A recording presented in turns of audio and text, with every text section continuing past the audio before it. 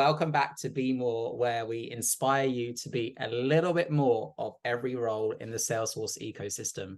Today's session, we are encouraging you to be more UX designer. And I am joined today by Pallavi, and we are going to be talking about what this role is and what it entails. So, Pallavi, maybe you can start by introducing yourself for our audience. Hey everybody, I'm Pallavi Agarwal, Candor Consult CEO.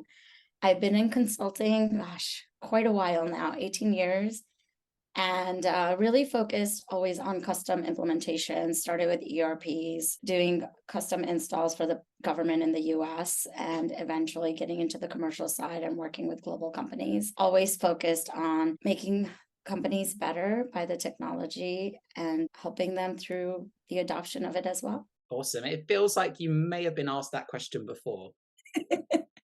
Just a few times. Yeah, it's like you almost knew what to say, That's awesome.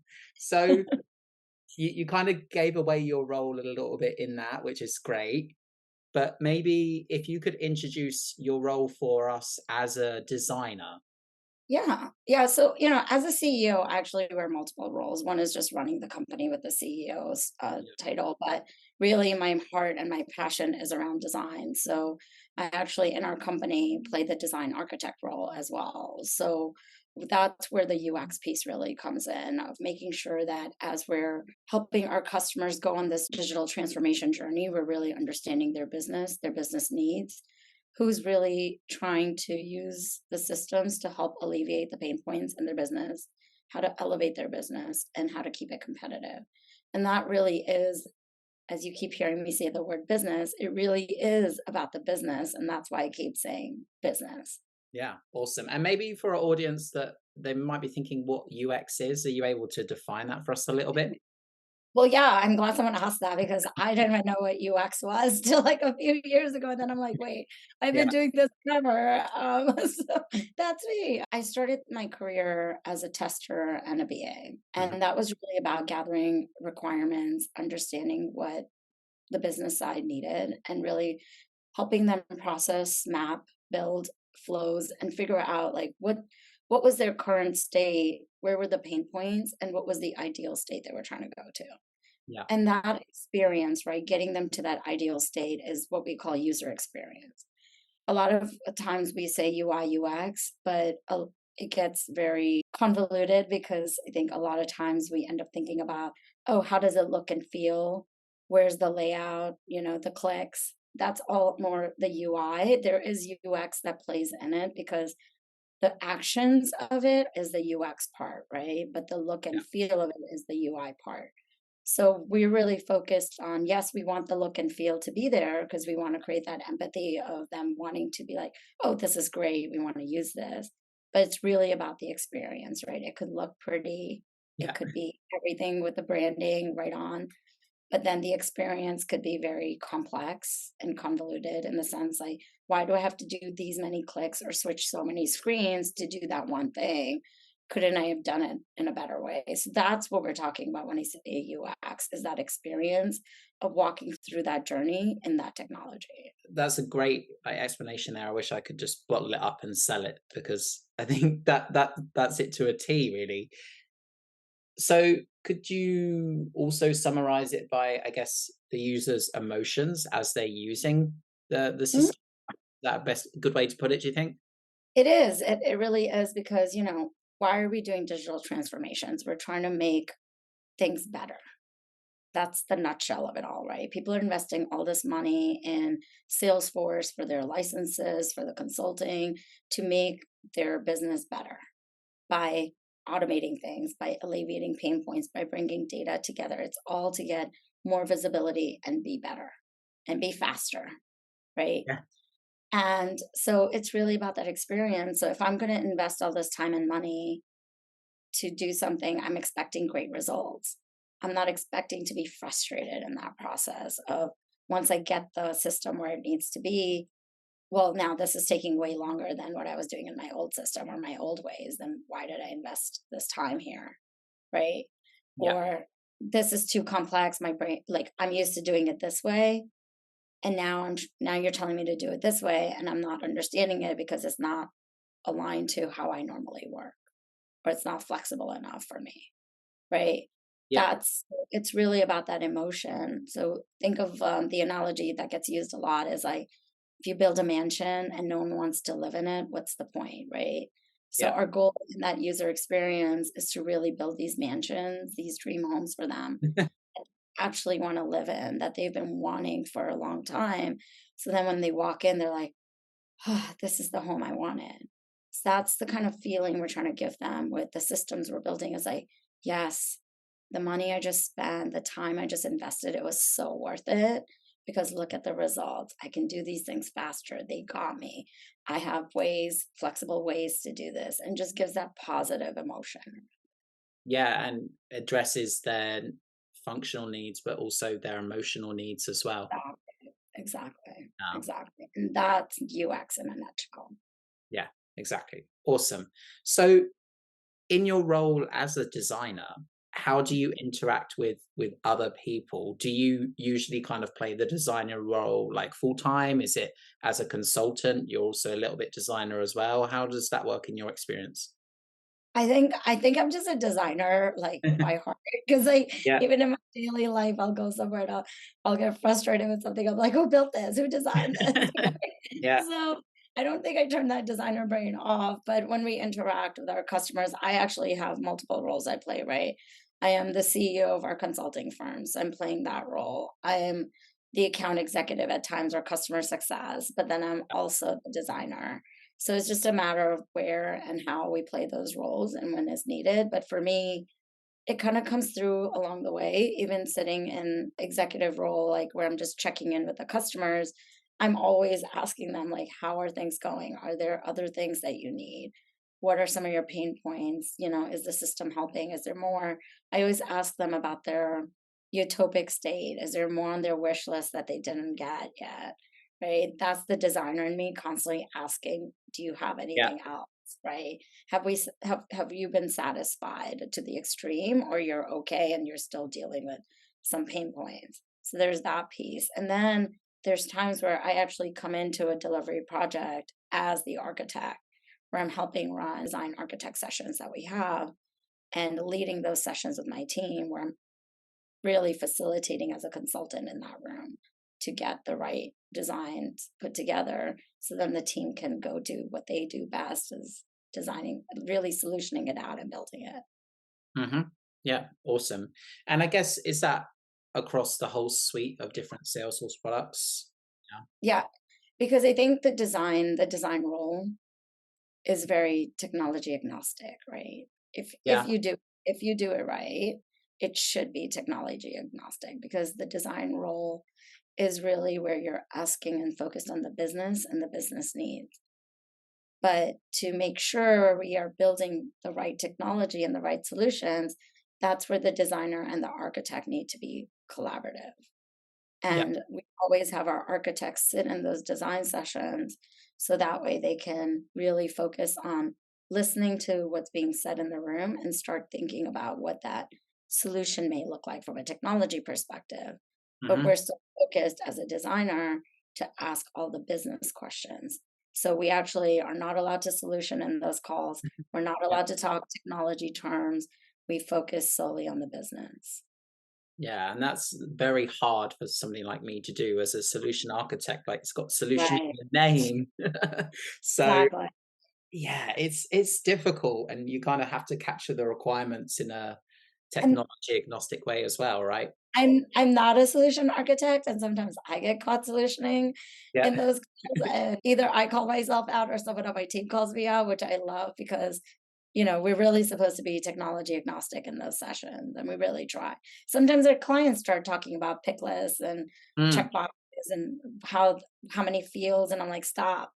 We don't yeah. care what a pick list or a field. Just tell me what is the business need." Yeah. And What's the problem? from there right, from there, we'll figure out what it needs to be from a solution perspective. Yeah, no, definitely. And I I get that all the time from kind of my own customers as well. They come to me and they say, "Oh, I need a flow that does this," and I'm like, "But why?" Like just that powerful question of why. Like, can Yeah, you agree? Yeah, and it's really, as a designer, I think a lot of it we did a design session yesterday with some of our customers, and they called it a therapy session because they couldn't answer the why except this is what we've been doing.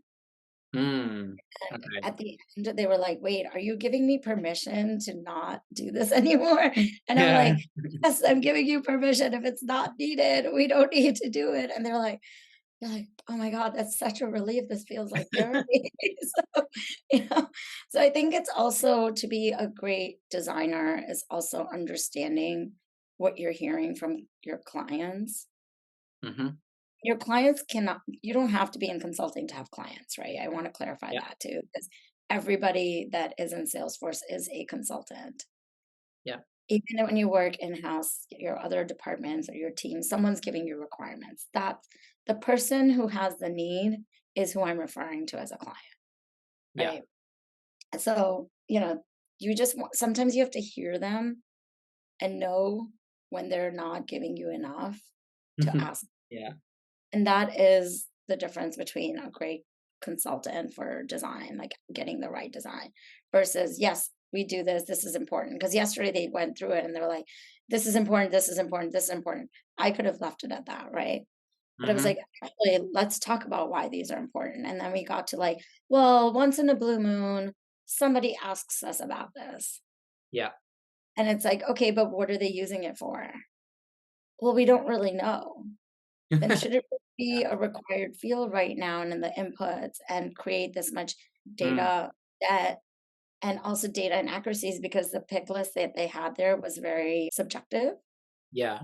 Okay. And so, and especially like we're moving to AI in the future, I'm also working with our client to make sure they have clean data and the Yeah. right type of data so that way, a couple months down the road when they want to start implementing the AI features, we can start doing that. But it all starts with the fundamentals. Yeah, exactly. You kind of lay those firm foundations down Yeah, and then build on top of it, right? exactly. Maybe if Exactly. we go back to the mansion, you build in an extension to the mansion, a conservatory or something. Yeah, Exactly. yeah, Yeah, that makes awesome. sense. Yeah. So kind of pivoting a little bit here, but if you were talking to somebody who was looking to start out in this role, Mhm. what tip advice would you give them to kind of get started? I'm a bit contradictory because even though I said that your design sessions should remain technology agnostic, Hmm. it is still very important to have the foundation of the technology in your mind, right? Yeah, I am not a solution architect by any means, nor a technical architect, right? But I know the basic foundation at minimum, if not more, of how Salesforce works across yeah, those clouds. And because I know how Salesforce works across multiple clouds, that's also what's helpful in my design sessions. Because as I'm hearing things, I also know what questions my technical team might have, hmm, also getting those answered by the business to get to the right set of requirements, right? So, one is just having a foundational knowledge of the technology, but then two, from a designer perspective, understanding the fundamentals of design, right? It really is about the UI and the UX. And the UX, which is what we're more focused on, is not just asking questions in the room and getting the requirements. It's also then taking that and then doing industry research and understanding what are the best practices. Like when we're designing mobile side of the things versus yeah, desktop, what is that experience going to look like? You have multiple mobile options these days, with all the different models of phones that are out there, different browsers that are out there. yeah. So you really have to do some research to think through like, how does this look and how's the functionality going to work and what is the user experience going to be in these various options.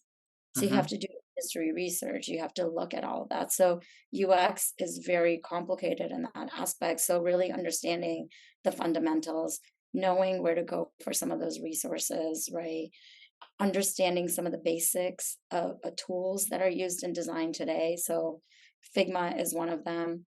You don't have to use it. You never do. I hate using Figma because it's very complicated. That But is, those who do yeah, use Figma I have so much respect for them because it is a skill. It's like Adobe learning all of that. It's a Mm, skill.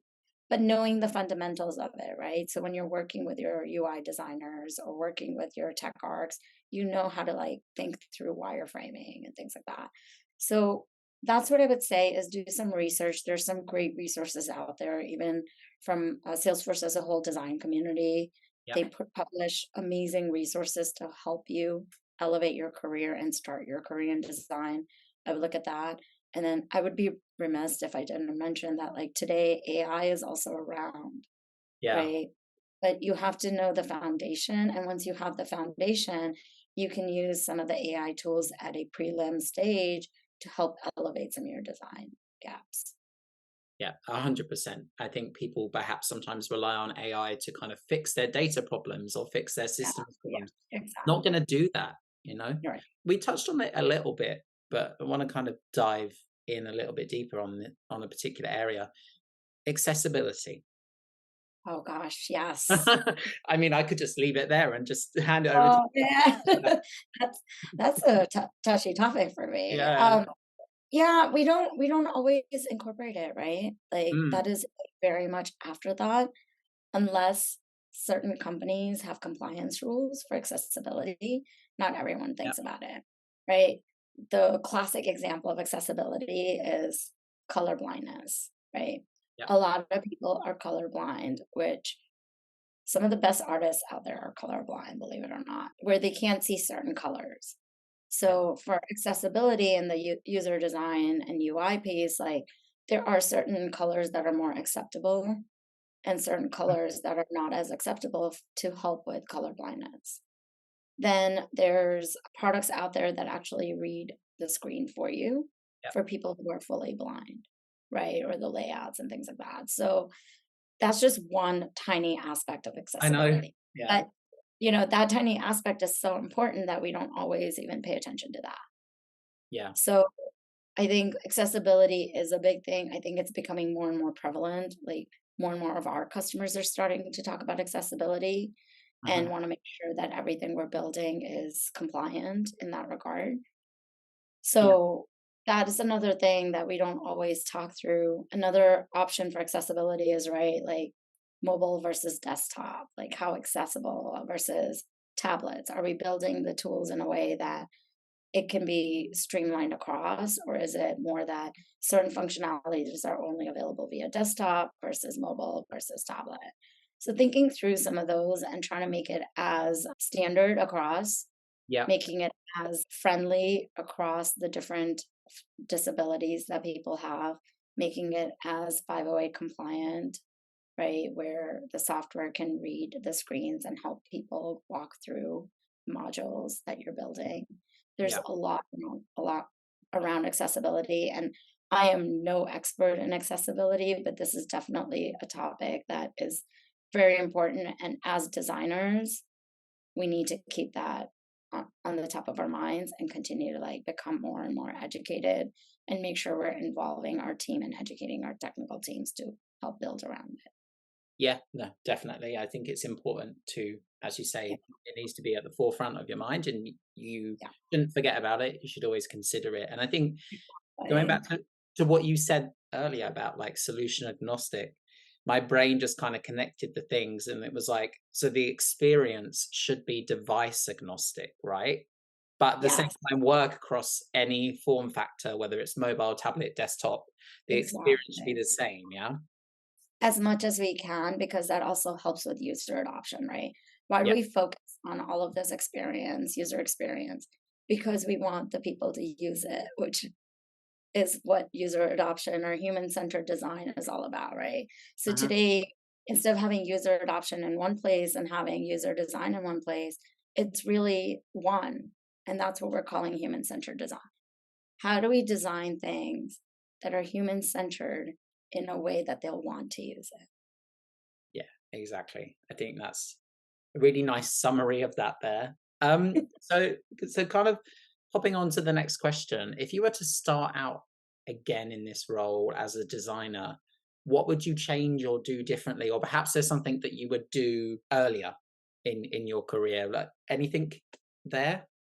I just want to know, have you secretly been listening in on my conversations? Nope. I I literally just had this conversation with a friend of mine, and I was like, I didn't know. I always live under a rock, and I'm always like a little late to the game. But when I was living in San Francisco about a decade ago, UI UX was like a very big role, and it was so like brand new. Everyone was like, we need UI UX for this and that, and like it was just every company was using that word.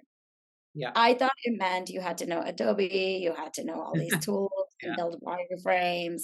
Because to me, I always thought of it that way, right? I thought of it more from the UI perspective.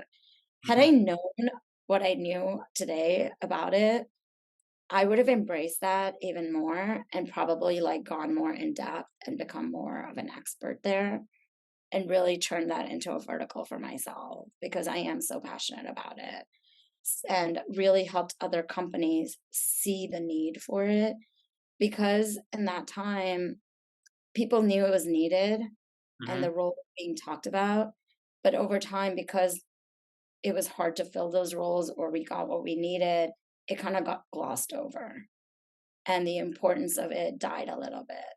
But I think, Yeah. for me, at minimum, whatever organization I would have been at, had I embraced that role, I would have beat drums to like make sure it stayed important and relevant, right? Because it is such a key to everything.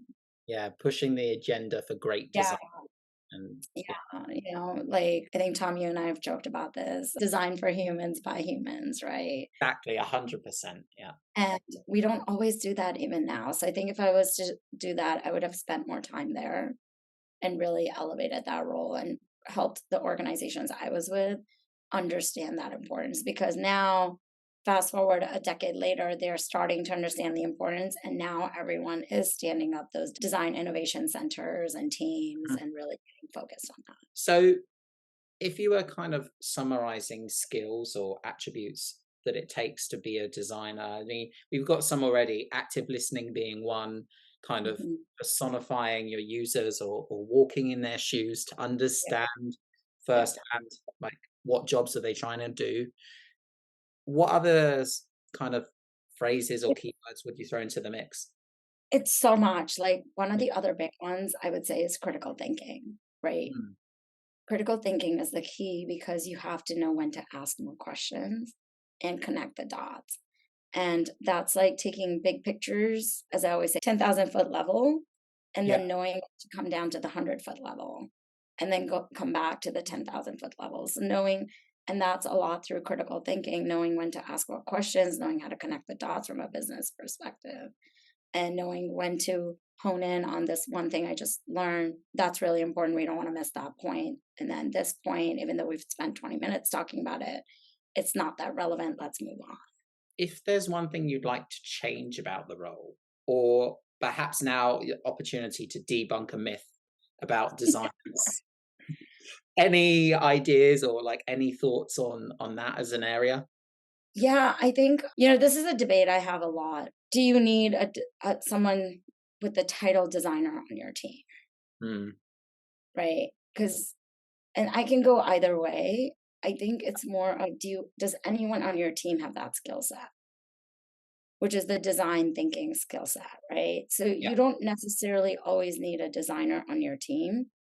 You just need somebody minimum, at least one person on the team who has that design thinking skill set, which can be your solution architect, your BAs, you know, at the end of the day, what we're trying to change is it's not a specific person or a role. It is a mindset that everyone needs to adopt to have the fundamentals. Because even when you're solutioning it, you want to think through the back end and the front end and how who are all the different users that are going to be using it versus just solving for that one problem, right? That's the design thinking mindset that we're trying to have architects and BAs and developers, like everybody who's working on solutioning or building or in digital transformation should really have that design thinking mindset and keep that mantra of like, if I build it, will they live in it? Right. Exactly. Yeah. Right. And that's it. So I think it's everybody. And that's what we're trying to change versus it's a specific role.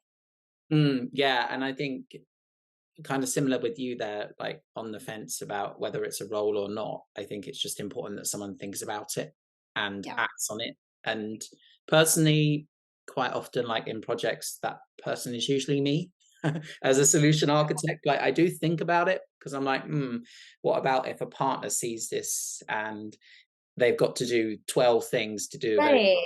well, But then there's times where you need a UX UI designer, yep, right? We've actually definitely. had customers who are very big. They have their own internal design teams and they're very big on wireframing and things like that. And that's when we do bring in the experts who know those tools to use Figma to just draw those wireframes, to really think through the UI piece, to then go do industry research of where the hamburger menu should go and what Yeah. what age group is using it, where do they normally click to do this, where should the sign up button be, and all that. So sometimes you need that expert. I think it's project by project, but at minimum you need to have design thinking on your team. Yeah. And I know as much as we kind of said solution agnostic, there are going to be projects that perhaps need that more. For example, just making this up now, but like a customer community or customer portal that's going to have like a complete custom UI. Of course, you're going to need a design person there. Exactly. Yeah. So we are kind of wrapping this session up into a close now. But before we do go, how can people connect with you and your content and kind of be inspired to be a little bit more UX designer? They can follow me on LinkedIn or Twitter or just email me. Yeah, I'm fairly open to connecting with anybody. Happy to help anyone in our community or outside that's looking to get into Salesforce or design. Yeah. This passion of mine, so I will always help people on that. And they can perhaps spot you around at Salesforce events in your golden hoodie as well. Yes, I don't know if it'll always be on, but yes, they can spot Yeah. me at those events. I definitely love attending those, so it's a high chance of seeing me there. Yeah, no, that's great. That's awesome. Well, thanks for joining today. And hopefully together when this session goes out, we will inspire our audience to be a little bit more UX designer. So thanks again. Thanks for tuning in to Be More with Tom Bassett. Don't forget to like, subscribe, and leave any feedback in the comments.